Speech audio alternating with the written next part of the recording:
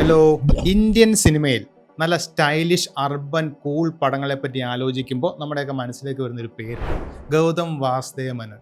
കഴിഞ്ഞ 20 വർഷത്തിലധികമായി മോഡേൺ പ്രണയ കഥകളുടെയും ചിന്തിപ്പിക്കുന്ന ത്രില്ലറുകളുടെയും അവസാന വാക്കായിരുന്നു അദ്ദേഹം.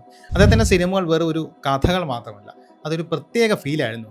സ്നേഹം, വിരഹം, എന്തിനു ഹീറോ എങ്ങനെ ആയിരിക്കണം ഒരു തലമുറയെ പഠിപ്പിച്ച് അല്ലെങ്കിൽ ചിന്തിപ്പിച്ചത് അദ്ദേഹത്തിൻ്റെ സിനിമകളാണ്.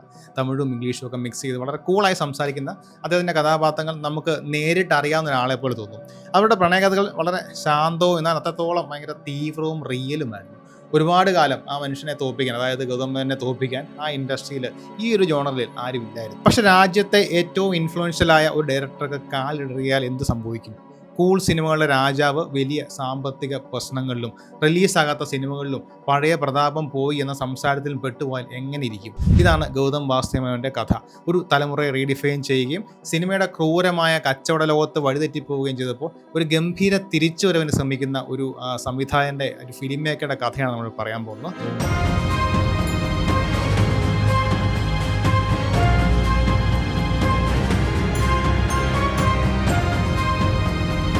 ഗൗതം മേനോൻ കളി തുടങ്ങിയത് ഒട്ടും പതിയായിരുന്നില്ല. 2001 മിന്നലെ എന്ന റൊമാൻറ്റിക് പടവുമായിട്ടായിരുന്നു പുള്ളിയുടെ എൻട്രി. അതൊരു ഹിറ്റ് പടം എന്ന് മാത്രമല്ല, ഒരു കൾച്ചറൽ ഷിഫ്റ്റ് തന്നെയായിരുന്നു.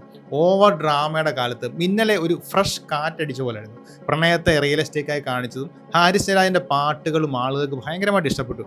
ആ തുടക്കം ഒരു ഭാഗ്യമായിരുന്നില്ല, അതൊരു പാറ്റേൺ സെറ്റ് ചെയ്യായിരുന്നു. GVM ഹാരിസ് ജയരാജ് കോംബോ പിന്നീട് ഒരു ഇതിഹാസമായി മാറി. അവരുടെ സംഗീതം അദ്ദേഹത്തിന്റെ കഥകളെ വേറെ ലെവലിലെത്തിച്ചു. അതിനുശേഷം വന്ന പടങ്ങളെല്ലാം ഇന്ന് മോഡേൺ ക്ലാസിക്കുകളാണ്. 2003 വന്ന കാക്ക കാക്ക, 2006 വേട്ടയാട് വിളയാട്, ഈ പടങ്ങളിലൂടെയൊക്കെ അദ്ദേഹം തന്റെ പോലീസ് ത്രില്ലർ എന്ന ജോണറിനെ മൊത്തത്തിൽ പൊളിച്ചെഴുതി. ഇതൊന്നും വെറും ആക്ഷൻ പടങ്ങളായിരുന്നില്ല, ജോലിക്കും ഹൃദയത്തിനും ഇടയിൽ പെട്ടുപോകുന്ന മനുഷ്യരുടെ ഇൻസ്റ്റന്റായ അല്ലെങ്കിൽ ഇന്റൻസ് ആയ ക്യാരക്ടർ സ്റ്റഡികളായിരുന്നു. സൂര്യ നായകനായ കാക്ക കാക്ക ഒരു വമ്പൻ ഹിറ്റായിരുന്നു. ലെജൻഡ് കമൽഹാസൻ അഭിനയിച്ച വേട്ടയാട് വിളയാട് മറ്റൊരു ബോക്സ് ഓഫീസ് ഹിറ്റായി. അതോടെ GVM തന്റെ തലമുറയിലെ ഏറ്റവും മികച്ച, ഏറ്റവും വിലയേറിയ ഡയറക്ടർമാരിൽ ഒരാളായി മാറി. അദ്ദേഹത്തിന്റെ സ്റ്റൈൽ വളരെ സ്പെഷ്യൽ ആയിരുന്നു. ക്ലീൻ ആയ വിഷ്വൽസ്, നമ്മളൊക്കെ സംസാരിക്കുന്ന പോലത്തെ വളരെ നാച്ചുറൽ ഡയലോഗുകൾ, ഇപ്പോൾ ചെന്നൈയിലെ തെരുവിൽ നിന്ന് ഇറങ്ങി വന്നു എന്ന് തോന്നുന്ന പോലുള്ള കഥാപാത്രങ്ങൾ. പിന്നെ അദ്ദേഹത്തിന്റെ ഹീറോകൾ എപ്പോഴും കൂളും ഭയങ്കര ഇൻറ്റൻസുമായിരുന്നു. അതേസമയം ഹീറോയിൻസ് നല്ല സ്ട്രോങ്ങും ഇൻഡിപെൻഡൻറ്റുമായ ലേഡീസ് ആയിരുന്നു കൂടുതലും. ആ കാലത്ത് അത് വിപ്ലവമായി തോന്നിക്കുന്ന ബഹുമാനത്തോടെയാണ് അവരെയൊക്കെ കാണിച്ചിരുന്നത്.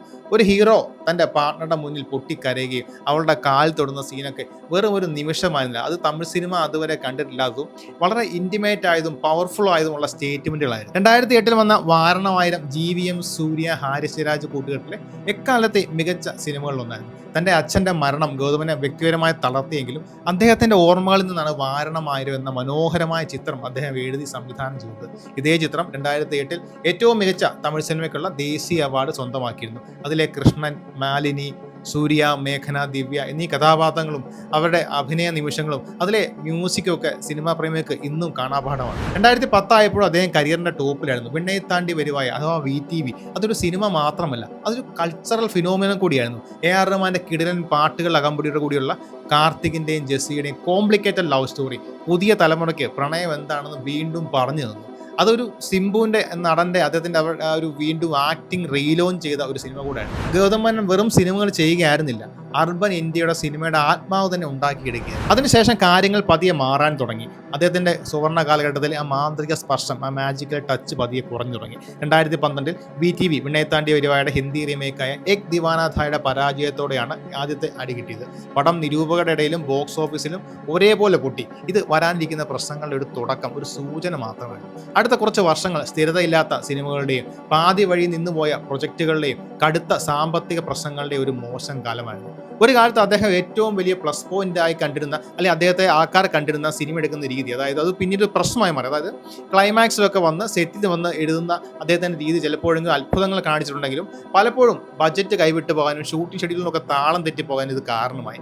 വലിയ സിനിമകൾ അനൗൺസ് ചെയ്യും, പിന്നെ അതിനെപ്പറ്റി യാതൊരു വിവരവും കാണത്തില്ല. സൂപ്പർ സ്റ്റാർ സൂര്യയുമായി ചെയ്യാതിരുന്ന ഒരു വലിയ പ്രൊജക്ട്, എല്ലാവരും കാത്തിരുന്ന ഒരു പ്രൊജക്ട് പിന്നീട് ക്രിയേറ്റീവ് ഡിഫറൻസിന്റെ പേരിൽ അതിന്റെ കാരണത്താൽ നിർത്തിവെച്ചു. 2015 തല അജിത്തുമായി ചെയ്ത എന്നെ എറിന്താൽ ഒരു മെഗാ ഹിറ്റ് ആയിരുന്നെങ്കിലും അതൊരു വലിയ കാർമേഘത്തിനിടയിൽ കിട്ടിയ ചെറിയ വെളിച്ചം പോലെ മാത്രമായിരുന്നു. ഒരു കാലത്ത് എല്ലാ ട്രെൻഡുകളും സെറ്റ് ചെയ്ത ഡയറക്ടർ ഇപ്പോൾ കടങ്ങളുടെയും വൈകുന്ന പ്രൊജക്ടുകളുടെയും വലയിൽ പെട്ടുപോയതായി തോന്നി. ഇൻഡസ്ട്രി പതിയെ അദ്ദേഹത്തിൽ നിന്ന് അകലം പാലിക്കാൻ തുടങ്ങി. സ്വന്തം കഥയുടെ അടുത്ത ചാപ്റ്റർ എഴുതാൻ പോലും പറ്റാത്ത, എഴുതാൻ പോലും ബുദ്ധിമുട്ടുന്ന ഒരു മാസ്റ്റർ സ്റ്റോറി ടെല്ലറായി അദ്ദേഹം മാറി. അങ്ങനെയാണ് ധ്രുവ നക്ഷത്രം വരുന്നത്. 2013 ഒരു കിടിലൻ സ്പൈ ത്രില്ലറായി തുടങ്ങിയ ആ സിനിമ അദ്ദേഹത്തിന്റെ പ്രശ്നങ്ങളെല്ലാം ഒരു ചോദ്യചിഹ്നമായി മാറി. ഈ സിനിമ ഒരു പ്രൊഡക്ഷൻ ഹെൽ എന്നൊരു അവസ്ഥയിലേക്ക് മാറിപ്പോവുകയാണ് ഉണ്ടായത്. 2015 പുതിയ ഹീറോ വിക്രമിനെ വെച്ച് പടം റീസ്റ്റാർട്ട് ചെയ്തുവെങ്കിലും 2017 2023 ഇടയിലായി പല രാജ്യങ്ങളിൽ, അതായത് 7 രാജ്യങ്ങളോളം ഇത് പോയി ഷൂട്ട് ചെയ്ത് ഓൾമോസ്റ്റ് കംപ്ലീറ്റ് ചെയ്തു. പക്ഷേ പ്രശ്നങ്ങൾ വിട്ടുപോയില്ല. 60 കോടിയിൽ പരം കടങ്ങളുണ്ടായി, നിയമ പോരാട്ടങ്ങളുണ്ടായി. അതിന് മുകളിൽ നമ്മുടെ ലോകത്ത് മൊത്തം കൊറോണ കാരണം എല്ലാം അടച്ചിട്ട ഭീഷണി ഉണ്ടായി. പിന്നീട് നടന്ന സംഭവമാണ് ഏറ്റവും കഷ്ടപ്പെട്ടത്. അതായത് 2023 നവംബറിൽ സിനിമ റിലീസാകുന്നതിന് ഒരു ദിവസം മുന്നേ കോടതി ഇടപെട്ട് ഈ അടച്ചു തീർക്കാത്ത കടത്തിൻ്റെ പേരിൽ അത് സിനിമ താൽക്കാലികമായി റിലീസ് നിർത്തിവെക്കാൻ ആവശ്യപ്പെട്ടു. അങ്ങനെ ആകെ ഈ സിനിമ, നമ്മുടെ കൂൾ സിനിമ രാജാവ് സിനിമ ഇൻഡസ്ട്രിയുടെ തണുപ്പൻ റിയാലിറ്റി എന്താണെന്ന് തിരിച്ചറിയുക. പക്ഷേ എല്ലാ കഥാകാരന്മാർക്കും അറിയാം കഥയുടെ രണ്ടാം പകുതി എപ്പോഴും കുറച്ച് ഡാർക്ക് ആയിരിക്കുന്നു. ഗൗതം മേനോൻ അപ്രത്യക്ഷനായില്ല. പുള്ളി പിടിച്ചു നിന്നു, സ്വന്തം അഭിനയത്തിലേക്ക് തിരിഞ്ഞു. പലപ്പോഴും സ്വന്തം സിനിമകളിലെ കഥാപാത്രങ്ങളെ പോലെ സ്റ്റൈലിഷ് പോലീസുകാരനായിട്ടൊക്കെ. ഈ റോളുകൾ അദ്ദേഹത്തെ ആളുകളുടെ മനസ്സിൽ നിലനിർത്തി. അതിനേക്കാൾ പ്രധാനമായി കടങ്ങളൊക്കെ വിട്ടു തീർക്കാൻ ആ പൈസ സഹായിച്ചു. തനിക്ക് ഇഷ്ടപ്പെട്ട സിനിമകൾ എടുക്കാൻ വേണ്ടിയാണ് അഭിനയിച്ച് പണം ഉണ്ടാക്കുന്നതെന്ന് അദ്ദേഹം തുറന്നു പറഞ്ഞു. ആ ഒരു വാശിക്ക് ഫലം കണ്ടു തുടങ്ങി. 2022 വെന്ത് തണിന്തത് കാട് എന്ന സിംബുവായിട്ടുള്ള ചിത്രം ചെയ്യുന്നു. 2024 ജോഷുവ, ഇമേപ്പോൾ കാക്ക എന്നീ പടങ്ങൾ റിലീസായി. അതുകൂടാതെ 2025 GVM നമ്മുടെ സ്വന്തം മെഗാസ്റ്റാർ മമ്മൂക്കയുമായി ചെയ്ത ഡൊമിനിക് ആൻഡ് ലേഡീസ് പേഴ്സ് എന്ന ഫസ്റ്റ് മലയാള സിനിമ റിലീസ് ചെയ്തു. സിനിമ സമ്മിശ്ര പ്രതികരണങ്ങളോടെ തിയേറ്റർ വിട്ടു. പക്ഷേ OTT നല്ലൊരു ചലനം ഉണ്ടാക്കി. അങ്ങനെ അദ്ദേഹത്തിൻ്റെ കരിയർ പതുക്കെ മുന്നോട്ട് പോയി തുടങ്ങി. തീർച്ചയായും ഒരു തിരിച്ചുവരവിൻ്റെ കഥ പൂർണ്ണമാകണമെങ്കിൽ അതിനൊരു ഇതിഹാസ ക്ലൈമാക്സ് വേണം. ധ്രുവ നക്ഷത്രത്തിൻ്റെ റിലീസ് വർഷങ്ങളായി ആ സിനിമ ഫാൻസിനിടെ ഒരു മിത്ത് പോലെയായിരുന്നു. ആ സിനിമ ഇനി ഒരിക്കലും വെളിച്ചം കാണില്ലെന്ന് തോന്നി. എന്നിട്ടും സ്ക്രീനിന് പിന്നിൽ GVM തൻ്റെ ഇവന്റ് ഫിലിം എന്ന് വിശേഷിപ്പിച്ച സിനിമയ്ക്ക് വേണ്ടി പോരാട്ടം തുടങ്ങി. അങ്ങനെ ആ വഴിത്തിരിവ് തുറന്നു. 2026 തുടക്കത്തിൽ സിനിമയിലെ തൻ്റെ 25 വർഷം ആഘോഷിക്കുന്ന ചടങ്ങിൽ വെച്ച് സാമ്പത്തിക പ്രശ്നങ്ങളെല്ലാം ഒടുവിൽ പരിഹരിക്കപ്പെട്ടു എന്ന് അദ്ദേഹം പ്രഖ്യാപിക്കുകയുണ്ടായി. 2026 ഏപ്രിലോടെ കോടതിയും ഈ പുരോഗതി അംഗീകരിച്ചു. ഇൻവെസ്റ്റേഴ്സും സമ്മതിച്ചായിട്ട് റിപ്പോർട്ടർ പറഞ്ഞു. സിനിമ റിലീസാവുന്നതാണ് എല്ലാവർക്കും നല്ലതെന്ന് ജഡ്ജിയും പറഞ്ഞു. ഒരു ദശാബ്ദക്കാലത്തെ കാത്തിരിപ്പിനൊടുവിൽ വഴി തെളിയുകയായിരുന്നു. അതെ, ധ്രുവ നക്ഷത്രം എത്രയും വേഗം തിയേറ്ററിലേക്ക് വരും. ഗൗതം വാസുദേവന്റെ കഥ ഒരു ആർട്ടിസ്റ്റിക് സർവൈവലിന്റെ കഥയാണ്. അർബൻ കൂളിന്റെ തർക്കമില്ലാത്ത രാജാവായിരുന്ന സ്ഥാനത്ത് നിന്ന് ഏതൊരു കരിയർ അവസാനിപ്പിക്കുന്നത്ര വലിയൊരു പ്രതിസന്ധിയിലേക്ക് അദ്ദേഹം വീണുപോയി. പക്ഷേ അദ്ദേഹം ഒറ്റയടിക്ക് ഒരു നാടകീയമായ നീക്കത്തോടല്ല, മറിച്ച് പതിയെ സ്റ്റഡിയായി ഉറച്ച ചൂടുവെപ്പോടാണ് തിരിച്ചു വന്നത്. അദ്ദേഹം അഭിനയിച്ചു, തന്റെ രീതികൾ മാറ്റി. പക്ഷെ തനിക്ക് പറയാനുള്ള കഥകളെ ഒന്നും അദ്ദേഹം ഒരിക്കലും കൈവിട്ടില്ല. അദ്ദേഹത്തിന്റെ 25 വർഷത്തെ യാത്ര തമിഴ് സിനിമയിലെ പ്രണയത്തെയും പുരുഷത്വത്തെയും മൊത്തത്തിലുള്ള വൈബിനെ മാറ്റിമറിച്ചിട്ടുണ്ട്. അദ്ദേഹത്തിന്റെ ലെഗസി ഇപ്പോഴും അദ്ദേഹത്തിന്റെ കയ്യിൽ സുരക്ഷിതമാണ്. പക്ഷേ ഈ തിരിച്ചുവരവ് പഴയ പോലെ അത്ര എളുപ്പമായിരിക്കില്ല. ഇനി ചോദ്യം ഗൗതം മേനോൻ തിരിച്ചു വരുമോ എന്നതല്ല, ആ തിരിച്ചുവരവ് എത്ര വലുതായിരിക്കും എന്നാണ്. കൂൾ സിനിമകളുടെ മാസ്റ്റർ തന്റെ സിംഹാസനം തിരിച്ചു പിടിക്കുമെന്ന് നമുക്ക് കാത്തിരിക്കാം. ഏതാനും മാസങ്ങൾ കൂടെ ഉള്ളൂ, ആ കഥകൾ കാലങ്ങൾ പറയും. നിങ്ങളുടെ ഫേവറേറ്റ് ഗൗതം മേനോൻ സിനിമ ഏതാണ്? അതുപോലെ ഒരു ദശാബ്ദക്കാലത്തെ ഹൈപ്പ് ചെയ്തുയരാൻ ധ്രുവ നക്ഷത്ര സിനിമയ്ക്ക് കഴിയുമെന്ന് നിങ്ങൾക്ക് തോന്നുന്നുണ്ടോ? ഉണ്ടെങ്കിൽ നിങ്ങളുടെ അഭിപ്രായങ്ങൾ കമൻറ്റ് ബോക്സ് ഇടുക. സിനിമയെക്കുറിച്ചുള്ള ഇത്തരം ഡീപ്പ് ഡൈവുകൾക്കായി, വീഡിയോകൾക്കായി ഈ ചാനൽ സബ്സ്ക്രൈബ് ചെയ്യുക. വീണ്ടും കാണാം. താങ്ക്